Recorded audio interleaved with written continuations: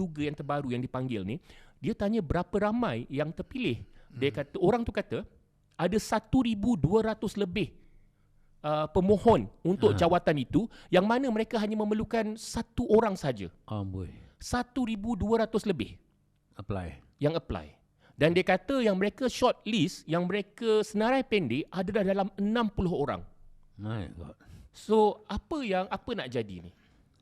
Maknanya the business is not growing, new business is not establishing, and some business scale down, some business close down. Itu je. Ya, betul. The business not growing. Ini satu lagi perkara, sejak 4 tahun lepas, sejak daripada PRU 14. Okey. Abang pun tahu yang saya punya apa saya rasa pasal Najib Razak kan. Abang tahu saya cuma percaya. And satu lagi. The existing business yang besar-besar, bila dia tak grow, dulu bila business besar ni grow, akan ada attrition, maknanya orang tu akan lompat ke sana, betul. Itu akan create kekosongan. Yes, dan betul. benda tu actually the cycle akan create kekosongan sana. Ya, betul. So business besar tak grow, dan dia tak ada kekosongan. Jadi bisnes lain tu kerja tempat lain pun tak ada kosong lah. Tak ada, orang tak bergerak. People don't move from one place to another. Peluang pekerjaan tu tidak tercipta. Okey. Ini kita nak beritahu, orang kata kita ni kerana isu pandemik, sebab tu kita berada dalam situasi ini. Sebenarnya tidak. Kalau kita tengok rakan-rakan daripada negara-negara jiran, Indonesia sangat-sangat berkembang pesat. Thailand berkembang pesat, Vietnam berkembang pesat, Singapura yang kita katalah memang sangat berkembang pesat, sentiasa ada job creation. Tetapi pada saya, ianya bukan bermula daripada zaman pandemik. Ianya bermula daripada zaman 22 bulan Pakatan Harapan memerintah. Kerana ketika itu, kita mempunyai masalah. Banyak projek kena cancel, satu. Dan kita tidak ada investor yang buka satu investment. Kan? Apa yang berlaku ketika itu, 22 bulan, ini fakta. Kan? Cyberjaya diwujudkan oleh Tun Mahathir untuk mencipta banyak peluang pekerjaan dalam industri teknologi, tech sector. Tetapi ianya hampir menjadi gajah putih, dan yang masuk ke Cyberjaya kebanyakan adalah industri outsourcing. Kan? Dia bukan industri yang mereka cipta, sebaliknya ialah industri pemudah cara. Kan? Macam call center semua sekali. Dan itu pun tutup.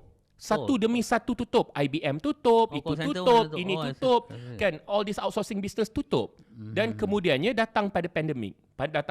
Dan negara is not recovering. Kan? So sehingga hari ini dengan situasi yang ada ni, kan, kita tak nampak lagi kerajaan mencipta peluang pekerjaan. Especially Anwar Ibrahim ni dah hampir 100 hari. Lagi kita cakap, dah hampir 100 hari, kita tidak nampak ada apa-apa yang betul-betul mencipta peluang kerajaan, peluang pekerjaan. Yang ada hanyalah temporary solution yang tidak boleh pun membantu. Contohnya? Apa pendapat abang? Contohnya dia ada buat macam, saya rasa ada macam MyStep. Dia cuba bagi sedikit, tapi sedikit macam daripada government punya bajet. Ini dibuat sejak 22 bulan, PH pemerintah. Tetapi sebelum itu, Najib Razak telah buat terlebih dahulu. Dia dipanggil SLIM, Skim Latihan Satu Malaysia. Kan? So, ianya dihentikan dan di-rebranding pada kerajaan 22 bulan, di-branding lagi kepada yang lain, dan nampaknya benda tu bukan ditambah baik. Apa yang Najib buat ketika itu bukan ditambah baik, tetapi dijadikan something yang lebih downgrading.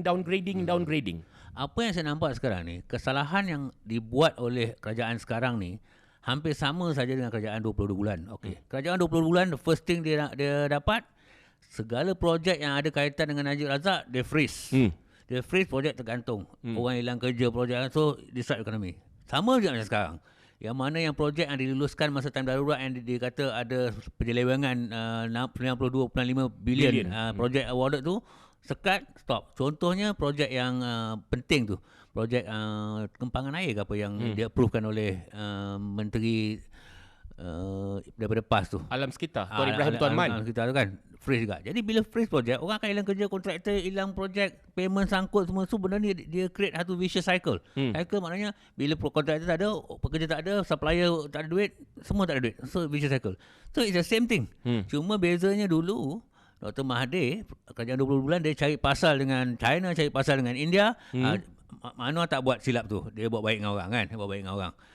Benda tu ni, dan sekarang ni saya rasa, tapi benefit of that, saya rasa benda tu akan di-announce selepas bajet ni baru kita tahulah sama ada a new project will be awarded or not. Tapi mengikut rentak Anwar tu, nampak gayanya dia nak table budget, nak save.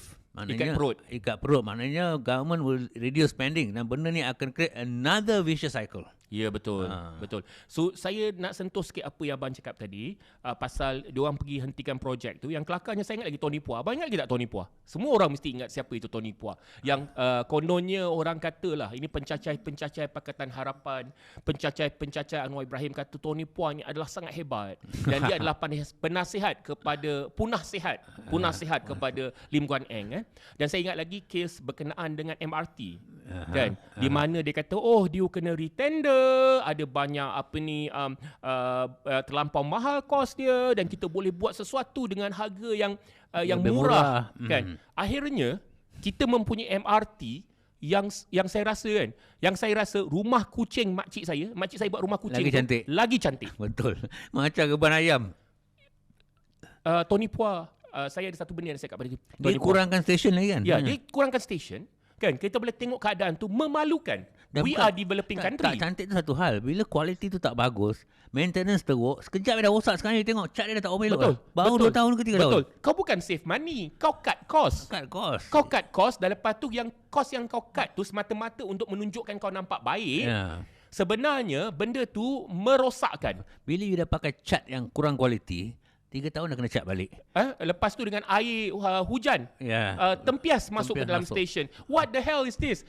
Tony Puah, you are really a rubbish, Tony Puah. Kau adalah sampah.